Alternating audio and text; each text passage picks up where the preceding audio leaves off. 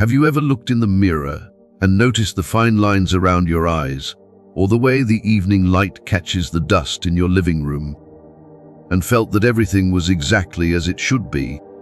Imagine that feeling of peace. Now, imagine that in exactly 24 hours, every single thing you see, the mirror, the dust, the walls of your home, and even the air you breathe, will be transformed into a hellscape of beginnings. Today, Tim is not just telling you a history lesson. I am taking you back to August 5th, 1911, to walk the streets of a city that is living its very last normal day. In the next minutes, we will peel back the layers of time to reveal the secrets of Hiroshima that the history books often leave out. We will follow a 11-year-old girl named Yoko as she lays out her clothes for a Monday morning she will never see.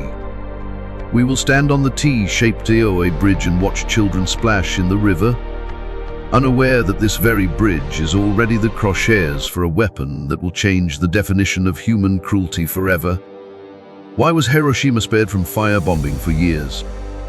What were the crew members of the Enola thinking as they loaded a B-Nenton uranium secret onto a plane named after a mother? Stay with me until the final minute. The truth of what happened in those last 24 hours is more haunting than any fiction you've ever heard. It is Sunday morning in Hiroshima. The air is thick with the humid, oppressive heat of a Japanese summer, with temperatures already climbing above mics. People are waking up to a world of wartime rationing, but for a brief moment it feels almost peaceful. There are no sirens today. No WWII are humming in the distance. Unlike Tokyo or Osaka, which have been reduced to charred skeletons by American firebombing, Hiroshima remains oddly intact. The residents whisper about it. Some say it is because so many locals immigrated to America. Others believe the Americans are saving the city for something special. They are right, but their imaginations cannot possibly grasp the horror of that special fate. Let's look at the city through Tim's eyes. WWII rivers flow through Hiroshima like silver veins, crossed by dozens of wooden bridges. The houses are made of wood and paper, fragile, beautiful, and terrifyingly flammable. In the temples, women in kimonos pray for their sons fighting across the Pacific. Old men tend to their sweet potato patches in small gardens, fighting a silent battle against hunger. Among them is Yoko Moriwaki, a 11-year-old student. She is not in school today because it is Sunday, but her mind is already on tomorrow. Japan has mobilized everyone. Tomorrow, Monday, August 6th, Yoko and thousands of other children as young as MIMT are scheduled to report to the city center. Their job to demolish wooden buildings by hand to create firebreaks. They will use their bare hands to tear down homes, clearing paths so that if the firebombs come, the flames won't spread. As Yoko writes in her diary this evening, she notes the weather, she notes her chores. She writes that she will work hard at the demolition site tomorrow morning. She is meters away from the Shima surgical clinic. She has no idea that in less than hours, that clinic will be the exact hypercenter, the point of impact. While the families in Hiroshima are finishing their modest evening meals of rice mixed with barley and pickled vegetables, a very different kind of assembly is taking place 8 miles away. On a tiny coral-fringed Pacific island called Tinian, the air is filled with the smell of aviation fuel and the sound of heavy machinery. This is the island of the Manhattan Project. Here, under high-security floodlights, American soldiers are loading a meter-long, BN-ton silver cylinder into the belly of a WWII bomber. The weapon is essentially a massive iron pipe designed to fire one piece of enriched uranium into another at incredible speed. The scientists call it Little Boy, a name that sounds almost innocent, even playful. But inside its cold steel shell lies many kilograms of uranium waiting to reach critical mass. Think of this bomb not as a weapon, but as a trapped sun. Once triggered, NEM will unleash energy so vast that the laws of physics themselves will seem to break. There has been no test for this specific uranium bomb. The scientists are confident, but the crew of the plane, a silver WWII named the Enola, does Kiin know the full details of the cargo they are carrying. They only know that their mission is different and that they must escape the blast radius within seconds or be consumed by the very thing they drop. Back in Hiroshima, it is now my GM. The strict wartime blackout is in full effect. The city is a sea of shadows. Every light that could guide a bomber is extinguished, leaving families to sit in the dim glow of a single candle. The summer heat makes sleep almost impossible, so people sit on their tatami floors, fanning themselves, talking about absent fathers and brothers fighting on distant islands. At the Shima Surgical Clinic, nurses move quietly between beds, tending to wounded soldiers. This building sits at the very center of the city. In less than hours, the bomb will detonate almost directly above this roof. Everyone here, the doctors, the nurses, the patients, is currently dreaming their last dreams. Do you feel the controlled panic of history here? On Tinian, the engines of the Enola Gay are beginning to cough into life. In Hiroshima, a mother is tucking her child into bed, laying out his school tools for a Monday morning that will never arrive.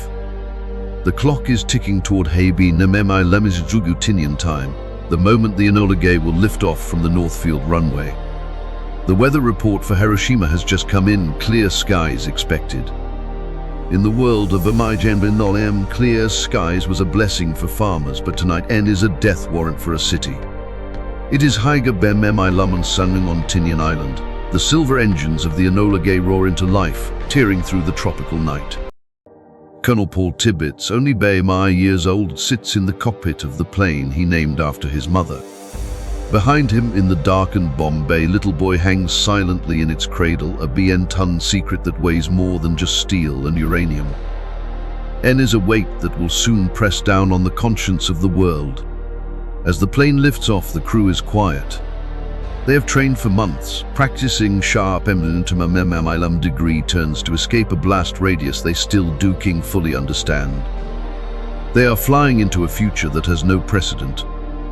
Back in Hiroshima, the first hint of dawn is appearing over the eastern mountains. August 6th has arrived.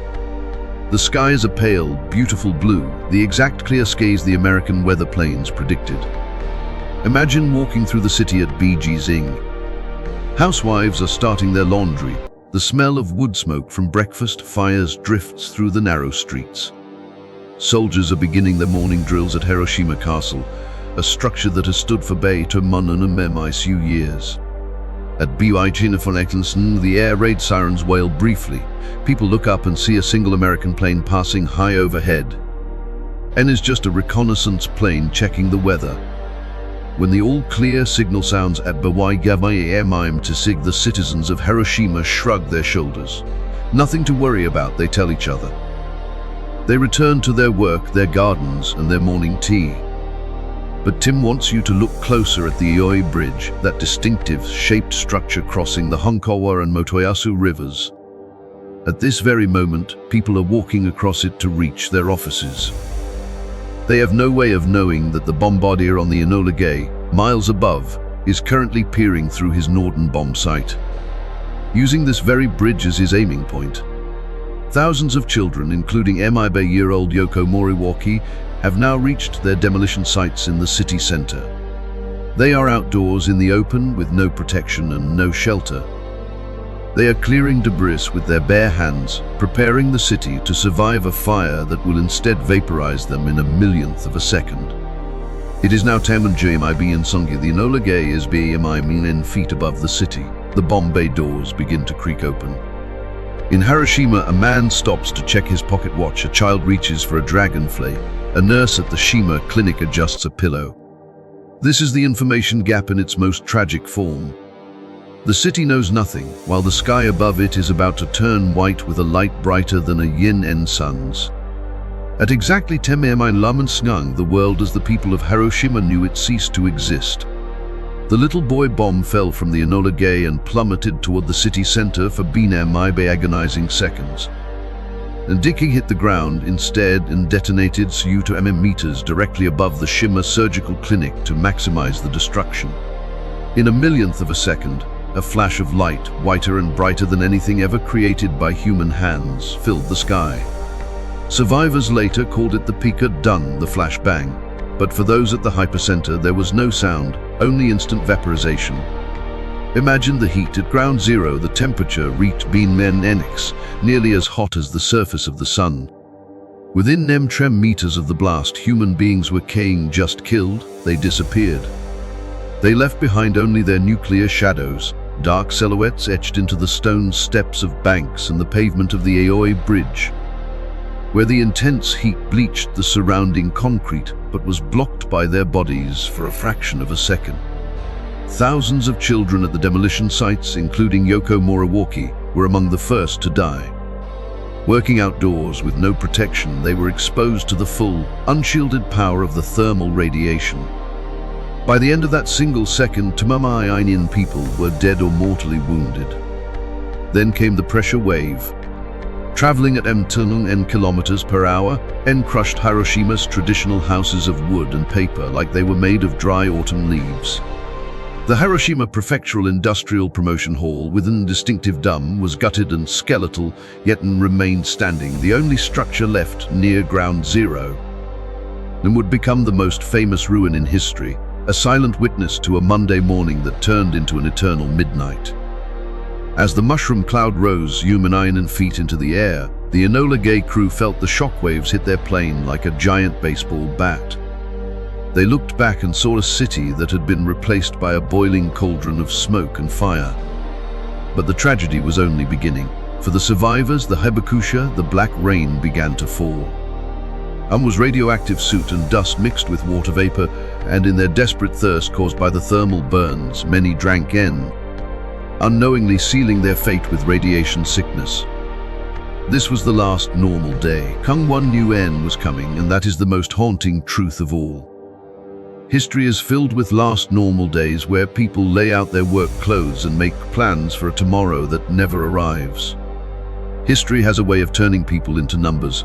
We talk about 10 in deaths in a second, or MT in by the end of the year. But Tim wants you to remember that these were just numbers. Every shadow etched into the stone of Hiroshima was a person who had a favorite song, a person who worried about their children, a person who had just finished breakfast and was looking forward to a cool breeze. We look at the skeletons of buildings and the bleached pavement and feel a profound sense of loss. Is a heaviness in the chest, a realization of how fragile our normal truly is. But Hiroshima's story did end in Menachem. Today, is a city of peace, a testament to the incredible human capacity for rebirth, and teaches us that even after the absolute darkest midnight, the sun will eventually rise again. We choose to protect and. Now I want you to think about your own tonight. Like the children of Hiroshima who laid out their tools and work clothes on August 5th, we all make plans. We assume tomorrow is guaranteed, but you knew that tomorrow would change everything. What would you do differently right now? Would you hold your loved ones a little tighter? Would you finally let go of that old grudge? Would you tell someone you love them? Wait for a tragedy to realize the value of your ordinary life. This journey back to Bin Lam has touched you. Nen has reminded you of the preciousness of peace and the weight of history. Then please, take a small action now. Leave a comment telling Tim what is MT thing you are grateful for in your normal day today. I read every single one, and your words help build a community that values life over conflict. Press that subscribe button and hit the bell icon to join Tim in peeling back the next chapter of history. By understanding the last normal days of the past, we learn how to truly live in the present. And you think the tragedy of Hiroshima was the end of the atomic secrets. Wait until you hear about the pilot of the second bomb, who almost failed his mission over Nagasaki. That is a story of a near miss that could have changed history again, and we will explore in the next episode. Simen you for walking with Tim through the dust and shadows of Bin Lomam. Until the next slice of history, cherish your today.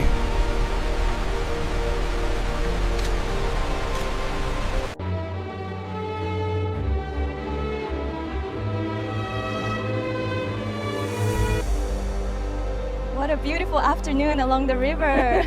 Yes, it is very peaceful today.